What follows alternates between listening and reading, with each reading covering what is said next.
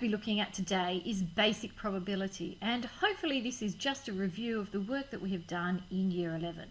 So just going through some very simple things that you should already know. The first one is that an outcome, so here's an outcome, is the result of an experiment or a game. So if you're asked to list the outcomes, you're asked to list out what are the things that could actually happen. So when two coins are tossed, an outcome is head-head, and head-tail would be written as head-tail.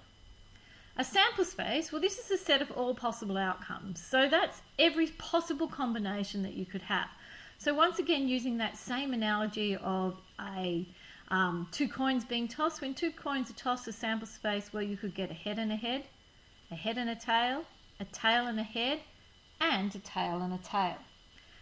And the event is what the outcomes are. So when two coins are tossed, the event of both coins being the same consists of two outcomes, heads, heads, or heads, tails. And that's pretty much the basic work that we did back in Year 11. So here on this table, what I've done is I've just listed it out for you, that the probability of an event is the number of favourable outcomes over the total number of outcomes, or what makes me happy over the total amount of things in my sample space. Now, the other couple of important things are a probability can be expressed as a fraction or a decimal, and a fraction or a decimal, that means it goes from 0 to 1. Or it can also be expressed as a percentage, and you know percentages go from 0 to 100%. If an event is absolutely certain, it has a probability of 1, and if it's impossible, then it has a probability of 0. And another thing that we looked at last year, which a lot of you never used, is this thing about complementary events. So a complementary event is the opposite of the one that you're looking at. So if you were talking about the probability of getting a head, then the complement of that would be the probability of getting a tail. So the probability of an event does not occur is 1 minus the probability that the event does occur.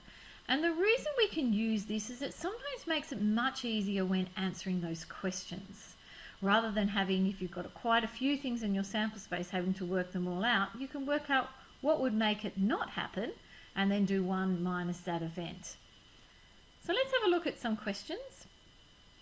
Here we go. A jar contains 12 red, 7 white, 7 yellow, 8 white and 3 black jelly beans. Well, these are all important, so I'd get my highlighter out and highlight them. If a jelly bean is randomly selected from this jar, express as a decimal, so there's something else that's important, the probability that it's green. Now, it's really nice when answering this if you actually start telling me what you're doing, rather than just putting numbers everywhere. So the probability of green, well, let's have a look. I have 12 red, 7 yellow, 8 white and 13 black. So if we think about it, let me do something over here. Let's just work out the total amount of jelly beans. So the total amount of jelly beans is 12 and the 7 and the 8 and the 13. And if we add them all up, then there's 40 things. So there's 40 things in my sample space.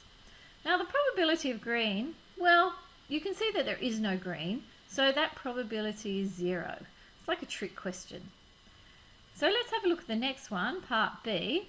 The probability of black or white. So we've got the probability of black or white. And let's have a look at what that's going to be. So the probability of black, well, there's 13 black. Or the probability of white, there's 8 white. So it's 13 plus 8 all over 40. And if we get up our calculators, I think we get that to be as a fraction, 21 out of 40. And of course your calculators can turn that into a nice decimal, 0.525. And we're done. Part C. Not red. So see this word not red. When I see not red, I always think, well, I must do that complementary event. So the probability of not red has to be 1 minus the probability that it is red.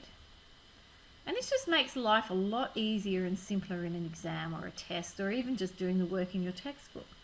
Because it's 1 minus, now the probability of red, well, there's 12 red out of 40. So 1 minus 12 out of 40, and I get, as a decimal, 0.7. And then let's look at the last one, the probability that it's black, yellow, or red. So the probability that it's black, yellow, and red, well, you could work out the yellow, the black, and the red, or you could see that this is all a same again. This is another complementary event. Let me change that colour to red. For some unknown reason, it won't let me. There we go. So I would actually think of this. This must be the probability of black, yellow, and red must be 1 minus the probability of the other one that was not even mentioned in there, which is white. So 1 minus the probability of white, which is 7 over 40, and that very quickly gives me the answer of 0.8. And that's how simple it is. Now, what we also looked at last year was experimental probability. Now, experimental probability, the probability that we've just done just then was theoretical. This is the theory of what would happen. Experimental probability is when you actually go and do the experiment. And you might do the experiment 5, 6, 7, 8, 100, 1,000 times. And then you will get some results. And from that, you can work out what the probability is. So let's have a look at this simple question down here.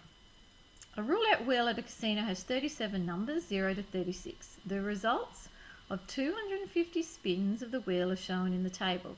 Calculate the following probabilities as a percent correct to 1 decimal place. Okay, so let's have a look at what's actually going to happen here. Get another colour up. The experimental probability of spinning a number from 19 to 27. Well, the very first thing that we kind of need to know, or we already do, is there are 250 spins. So for me to do part A, what I'm looking at is I'm looking at the probability of 19 to 27. So I can read this on my table. From 19 to 27, you can see it's 64. So that's 64 out of the total amount of spins, which is 250. And we need to change this to a percentage, so we're going to multiply it by 100%. And we're going to work that out on our calculators, and we're going to get 25.6%. And that's as simple as it is. So if we have a look now at part B, the theoretical probability of spinning a number from 19 to 27. So now we're asked for the theoretical side. So if we think about it, theoretically we could get a 19, a 20, a 21, 22, all the way up to 27. So we need to think about how many outcomes that is, or how many numbers that we would have. So if we counted them all up, the probability now of 19 to 27, the theoretical probability, is going to be, if I added all those numbers up, I'm going to get 9 out of, now, remember the numbers, there are 37 numbers. So that means there are 37 outcomes. So my number on the bottom now is 37, because remember it's no longer an experiment. And we're going to multiply that by 100%. And now once we multiply by 100%, we get our final answer, and I think it's approximately equal to something like 24.3%. Let's have a look then at part C. The calculated, so theoretical probability of spinning a 0. Well, that's just as easy. The probability of a 0, there's one chance out of 37, and we're going to multiply by 100%. And we're just going to get an answer, I think it's approximately 2.7%. Let's put the approximate sign in. And so last but not least, the last question, we need to find the experimental probability of, now it says experimental, so be very careful what we're actually doing, of a number less than 10. So numbers less than 10 has to be this 60 and this 5. So the probability of a number less than 10 has to be that 60 plus 5 all over 250, and we multiply it by 100%, and we get an approximate answer of 26%, and we're done. All right, that's all I'm going to say about this topic. I'm pretty sure you're going to have no problems. If not, you know where to find me.